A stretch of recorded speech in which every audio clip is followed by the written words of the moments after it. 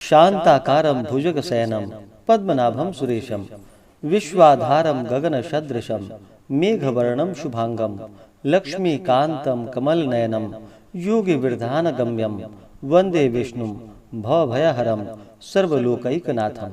जय श्री हरि विष्णु, जय श्री राधे कृष्ण। आप सभी का आपके अपने YouTube channel B K Mishra present में बहुत बहुत स्वागत है। आइए आज आप सब सुनेंगे मोहिनी एकादशी व्रत की कथा। इस बार मोहिनी एकादशी का व्रत जो कि 19 मई 2024 दिन रविवार को किया जा रहा है। आप सभी भक्तों को मोहिनी एकादशी व्रत की ढेर सारी शुभकामनाएं। आप सभी के जीवन में लक्ष्मी नारायण की कृपा से आप सभी को सभी प्रकार के सुख और समृद्धि की प्राप्ति हो। लक्ष्मी नारायण आप सभी भक्तों के इच्छाओं को पूर्ण करें। प्रत्येक माह के कृष्ण पक्ष और शुक्ल पक्ष की एकादशी तिथि के दिन एकादशी का व्रत धारण किया जाता है। प्रत्येक एकादशी व्रत का अपना विशेष महत्व माना गया है। इसे एकादशी या 11 व्रत के नाम से जाना जाता है। इसी प्रकार से वैशाख मास शुक्ल पक्ष की एकादशी व्रत का अपना विशेष महत्व माना गया है। जो भी भक्त सच्ची श्रद्धा के साथ, नियम और निष्ठा के साथ वैशाख मास की मोहिनी एकादशी का व्रत धारण करते हैं, इस दिन भगवान विष्णु, माता लक्ष्मी और भगवान श्री कृष्ण के बांके बिहारी स्वरूप का पूजन करते हैं, तो इस प्रकार व्रत को धारण करने से व्यक्ति के सभी प्रकार के पापों का नाश होता है। यह व्रत मोह बंधन तथा पापों से मुक्ति दिलाता है। सीता माता की खोज के दौरान भगवान राम ने तथा महाभारत काल में युधिष्ठिर ने भी मोहिनी एकादशी का व्रत धारण कर अपने सभी दुखों से छुटकारा पाया था। यह सभी प्रकार के पापों को नष्ट करने वाली है तथा इस व्रत को धारण करने से अनेकों गोदान का पुण्य फल प्राप्त होता है। तो आइए सुनते हैं वैशाख मास शुक्ल पक्ष मोहिनी एकादशी व्रत की कथा। अगर आप एकादशी व्रत के उपलक्ष्य में ब्राह्मण दक्षिणा, अन्नदान, वस्त्रदान आदि के लिए देना चाहते हो तो आप अपने श्रद्धा और सामर्थ्य के अनुसार हमें डिस्क्रिप्शन में जाकर के वहां से गूगल पे, फोन पे या अकाउंट नंबर के माध्यम से आप अपने श्रद्धा और सामर्थ्य के अनुसार हमें ब्राह्मण दक्षिणा प्रदान कर सकते हैं। तो आइए सुनते हैं मोहिनी एकादशी व्रत की कथा। तो बोलिए प्रेम से भगवान विष्णु की जय, माता लक्ष्मी की जय, भगवान श्री कृष्ण की जय, एकादशी माता की जय, सर्व देवी देवता की जय। कथा के अनुसार एक बार भगवान श्री कृष्ण के मुखारबिंद से अनेक प्रकार की कथाओं को सुनकर पांडु नंदन महाराज युधिष्ठिर ने उनसे कहा कि हे भगवान, आपकी अमृतमयी वाणी में मैंने अनेक प्रकार की कथाओं को सुना, परंतु हृदय की जिज्ञासा नष्ट होने के बजाय और भी प्रबल हो गई है। अब आप कृपा करके वैशाख शुक्ल पक्ष की एकादशी के व्रत का विधान एवं महात्म्य वर्णन कर मेरी तृषित हृदय की प्यास को हरण कीजिए। पांडु नंदन के ऐसे वचन को सुनकर भगवान श्री कृष्ण मुस्कुराते हुए बोले कि हे राजन, अब मैं तुमसे वह कथा सुनाता हूँ जो महर्षि वशिष्ठ ने मर्यादा पुरुषोत्तम भगवान श्री रामचंद्र को सुनाई थी। एक समय की बात है, भगवान रामचंद्र जी ने अपने गुरु वशिष्ठ जी के आश्रम में जाकर उन्हें प्रणाम किया और हाथ जोड़कर कहा कि हे भगवान, आप कृपा कर मुझे कोई ऐसा व्रत बतलाइए जिसके करने से अनंत पुण्य फल की प्राप्ति हो और अनायास ही धर्म, अर्थ, काम और मोक्ष की प्राप्ति हो। भगवान रामचंद्र के ऐसे वचन को सुनकर वशिष्ठ जी ने कहा कि हे वत्स, तुम धन्य हो जो तुमने इस प्रकार का प्रश्न करके लोक के कल्याण की कामना की है। अच्छा तो सुनो, वैशाख शुक्ल पक्ष की एकादशी का नाम मोहिनी है। इस मोहिनी एकादशी का व्रत जगत के समस्त मोह जाल और पाप कर्मों से मुक्ति करा देता है। मैं आपको इस विषय में एक अत्यंत प्राचीन इतिहास आपको सुनाता हूँ। आप सावधान होकर सुनिए। इस आख्यान के सुनने एवं सुनाने से महान भी पाप नष्ट हो जाते हैं। सरस्वती नदी के किनारे भद्रावती नाम की एक नगरी थी। वहाँ का राजा सोम वंशोत्पन्न अत्यंत धर्मात्मा दयालु, सत्यवादी एवं न्यायी था। उसका वैश्य कुलोत्पन्न धनपाल नामक मंत्री अत्यंत धर्मात्मा और परम वैष्णव था। उसने अनेकों बगीचे लगवाए, अनेकों कुएं एवं तालाब खुदवाए और अनेकों अन्न क्षेत्र स्थापित किए। उसके 5 पुत्र थे, सुमनोहर, द्युतिमान, मेधावी, सुकीर्ति और धृष्ट बुद्धि।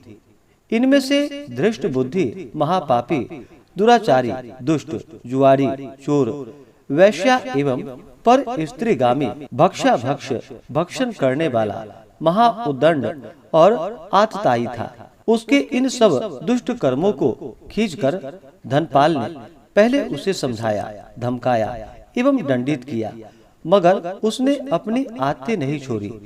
तब राजा से कहकर उसे देश निकालने का दंड दे दिया। दृष्ट बुद्धि ने कुछ दिनों तक तो अपने संचित धन और जेवरों को बेचकर खाया, मगर जब वह खत्म हो गया और उन वैश्याओं ने भी धक्के मारकर अपने घरों से उसे निकाल दिया, तब वह दुष्ट चोरी और बटमारी करके गुजर बसर करने लगा। पहले से वह पक्का घुटा हुआ बदमाश बन चुका था। इसी से राज कर्मचारियों की पकड़ में नहीं आता था, और अगर कहीं भी आ जाता तो कर्मचारी उसके पिता के सौम्य स्वभाव से उसे छोड़ दिया करते थे। इस प्रकार जीवन बिताते हुए उसके दिन बीते। तब एक दिन वह पकड़ा गया और राजा ने उसे अपने राज्य से एकदम बाहर करवा दिया। अब वह वन में जाकर वन के पशुओं को मारकर अपना गुजर बसर करने लगा। संयोगवश वह एक दिन कौंडिल्य मुनि के आश्रम पर जा पहुंचा। वैशाख का महीना और प्रातः काल का समय था। महर्षि स्नान कर बैठे थे। संयोगवश मुनि के वस्त्र का एक कोना उसके शरीर से छू गया। उसी के प्रभाव से उसके पाप कुछ हल्के हुए। उसके हृदय में ज्ञान का संचार हुआ। वह महर्षि के पास जाकर उन्हें प्रणाम कर उनसे कहा कि हे प्रभु, मैं महाअधर्मी और महापापी हूँ। अपने किए कर्मों का फल भोग रहा हूँ। प्रभु, मुझे कोई ऐसी युक्ति बतलाइए कि मैं बिना धन के पाप से मुक्त हो जाऊं। दृष्ट बुद्धि के ऐसे वचन को सुनकर मुनि के हृदय में दया उत्पन्न हुई और उन्होंने कहा कि वत्स, सावधान होकर मेरी बातों को सुनो। कल वैशाख मास के शुक्ल पक्ष की मोहिनी नाम की एकादशी है। तुम आज शाम को शुद्ध मन से संकल्प करो कि मैं अपने पापों के मोचनार्थ मोहिनी एकादशी का व्रत करूंगा। इस प्रकार संकल्प कर एकादशी को प्रातः काल शौच इत्यादि से निवृत्त हो स्नान कर भगवान का पूजन एवं ध्यान करो और दिन भर रात भर भोजन पान त्याग कर केवल भगवत भजन करो। द्वादशी को व्रत का पारण कर किसी ब्राह्मण को कुछ दे दो, तुम्हारा पाप अवश्य ही नष्ट होगा। दृष्ट बुद्धि ने महर्षि के कथानुसार मोहिनी एकादशी का व्रत किया और उसके प्रभाव से उसके समस्त पाप नष्ट हो गए और वह परम पद को प्राप्त किया। मोहिनी के समान सरल एवं फल देने वाला और कोई दूसरा व्रत नहीं है। इस कथा को कहने एवं सुनने वालों को अनेकों गोदान का फल प्राप्त होता है।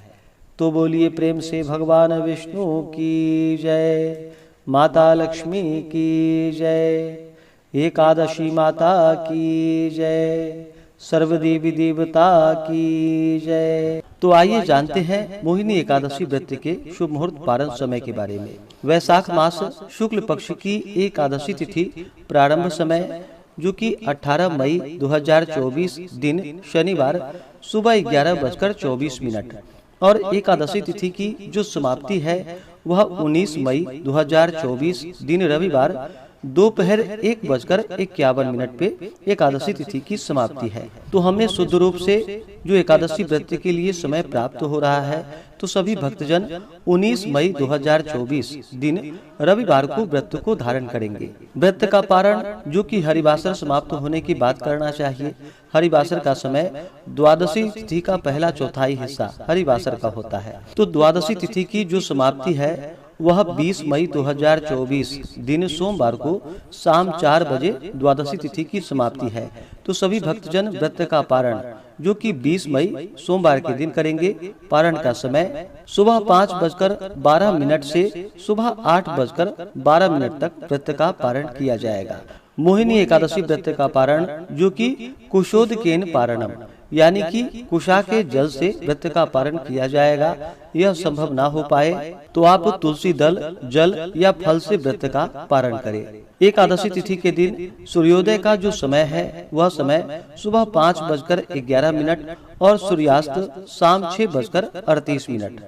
ब्रह्म मुहूर्त का जो समय होगा वह समय सुबह 4:05 से सुबह 4:47 तक रहेगा। एकादशी तिथि के दिन योग जो कि 19 मई को इस दिन बड़ा ही अच्छा योग बन रहा है। इस दिन वज्र योग होगा सुबह 11:25 तक। उसके बाद सिद्धि योग।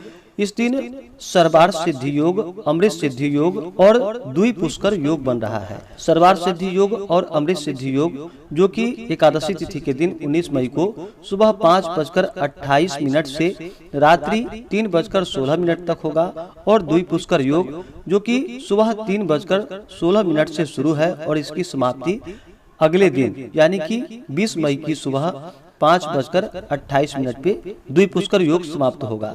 तो इस बार एकादशी तिथि के दिन बड़ा ही अच्छा संयोग बन रहा है। तो इस दिन व्रत को धारण करना जो कि अनंत फलदायी होगा। 19 मई को राहु काल का समय शाम 4:57 से शाम 6:38 तक होगा और 20 मई को राहु काल का समय सुबह 6:51 से सुबह 8:32 तक होगा।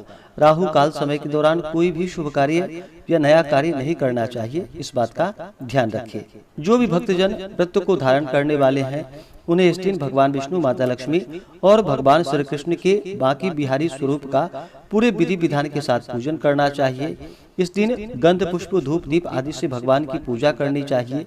भगवान विष्णु को अक्षत नहीं चढ़ाया जाता है, इस बात का ध्यान रखें। अक्षत की जगह उन्हें काले तिल चढ़ाएं, जौ चढ़ाएं, तुलसी पत्र चढ़ाएं। नैवेद्य में विशेष प्रकार से दूध से बने हुए वस्तु का भगवान को भोग लगाएं। जो भी मौसम में ऋतु फल मिल पाए उसका भगवान को भोग लगाना चाहिए। और जब भी भगवान को भोग लगाते हैं तो तुलसी पत्र डाल करके ही भगवान को भोग लगाना चाहिए। व्रत के दौरान व्रती को किसी के ऊपर क्रोध नहीं करनी चाहिए। अपने मन में किसी के प्रति ईर्ष्या या द्वेष का भाव नहीं लाना चाहिए। ब्रह्मचर्य का पालन करना चाहिए। व्रत के दौरान मांस, मदिरा, लहसुन, प्याज आदि का प्रयोग बिल्कुल भी नहीं करना चाहिए। पूर्ण ब्रह्मचर्य का पालन करना चाहिए। भगवान विष्णु के चरणों में अपना मन लगाना चाहिए। भगवान विष्णु के ओम नमो भगवते वासुदेवाय आदि मंत्रों का जप करना चाहिए। श्री कृष्ण, गोविंद, हरे मुरारी आदि नाम जप करना चाहिए। इससे भगवान विष्णु अपने भक्तों पर अति प्रसन्न होते हैं। अपने भक्तों के सभी प्रकार के पाप ताप को नष्ट कर देते हैं। जब व्यक्ति के पाप और ताप नष्ट होते हैं तभी उनके पुण्य उदित हो पाते हैं। उसके बाद सांसारिक सुखों की प्राप्ति होती है। एकादशी तिथि के दिन रात्रि उपवास रहते हुए व्रत को धारण करना चाहिए। जो भी भक्तजन उपवास नहीं रह पाते हों, जिनका स्वास्थ्य सही ना हो, तो आप एक समय फलाहार ग्रहण करके व्रत को धारण करें। फलों में अमृत फलों का सेवन करना चाहिए, जैसे कि केला, आम, अंगूर, बादाम, पिस्ता आदि का आप प्रयोग कर सकते हैं। तो आइए अब जानते हैं वैशाख मास द्वादशी तिथि के दिन किए जाने वाले पूजन और दान के महत्व के बारे में। हिंदू धर्म में वैशाख महीने का बड़ा ही विशेष महत्व माना गया है।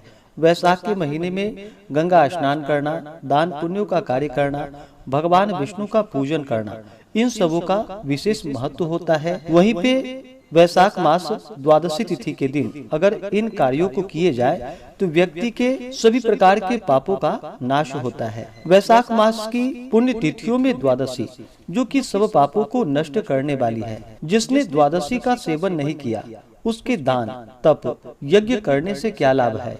जो फल गंगा जी पर ब्राह्मण को गोदान करने से मिलता है, वही फल द्वादशी को योग्य ब्राह्मण के साधारण उन्हें दान करने से मिल जाता है। जो तुलसी के कोमल पत्तों से द्वादशी के दिन भगवान की पूजा करते हैं वह अपने 7 कुलों का उद्धार कर लेते हैं।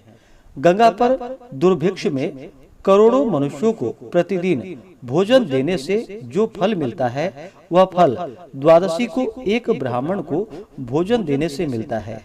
द्वादशी को थोड़ा सा भी अन्न ब्राह्मण को देता है उसे कोटि ब्राह्मण भोजन का फल मिलता है।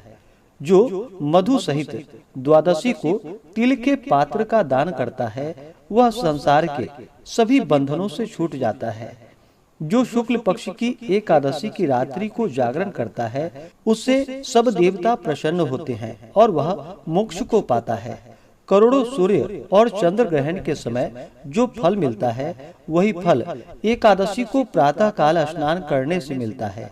जो कोई वैशाख की द्वादशी को बछड़े सहित गौ का दान करता है वह अपने करोड़ों कुलों का उद्धार करके विष्णु लोक का अधिकारी होता है। जो इस दिन यम, पितृ, राजा, गुरु, देवता और विष्णु भगवान के निमित्त दक्षिणा सहित जल का घड़ा दान देता है। जो द्वादशी के दिन शालिग्राम की मूर्ति का दान करता है वह संपूर्ण पापों से छूट जाता है तथा ग्रहण के समय गंगा जी पर सप्त द्वीपवती पृथ्वी का करोड़ों बार दान का फल पाता है। द्वादशी को जो भगवान को दूध से स्नान कराता है उसे राजसु और अश्वमेध यज्ञ का फल प्राप्त होता है। त्रयोदशी के दिन जो दही, घृत, शर्करा और मधु पंचामृत से भगवान को स्नान कराता है वह अपने सब कुलों का उद्धार करके विष्णु लोक को जाता है। सायं काल को ककड़ी दान करने से उसके रस के प्रताप से सब बंधनों से वह मुक्त हो जाता है। जो कोई इख या आम आदि के फल का दान करता है उसका वंश 100 पीढ़ियों तक सुखों को भोगता है। द्वादशी के दिन जो चंदन का दान करता है वह सब प्रकार की व्याधियों से छूट जाता है। वैशाख शुक्ल पक्ष की द्वादशी को जो भी दान किया जाता है वह अक्षय धन का दान करने वाला होता है। इस प्रकार से जो भी भक्त द्वादशी तिथि के दिन इन कार्यों को करते हैं तो उन्हें अनंत फलों की प्राप्ति होती है। तो आशा करता हूँ कि यह जानकारी आपको अच्छा लगा हो। ऐसे ही ज्ञानवर्धक जानकारियाँ प्राप्त करते रहने के लिए, व्रत पूजा के बारे में जानने के लिए, कथा को सुनने के लिए चैनल पे अगर आप पहली बार आए हैं तो चैनल को लाल बटन दबा करके सब्सक्राइब करें, साथ में बेल आइकन घंटी को दबाएं ताकि आने वाली वीडियो का नोटिफिकेशन आपको समय से मिलता रहे। वीडियो को लाइक करें, शेयर करें। सुखी रहें और स्वस्थ रहें। जय श्री राधे कृष्ण। धन्यवाद।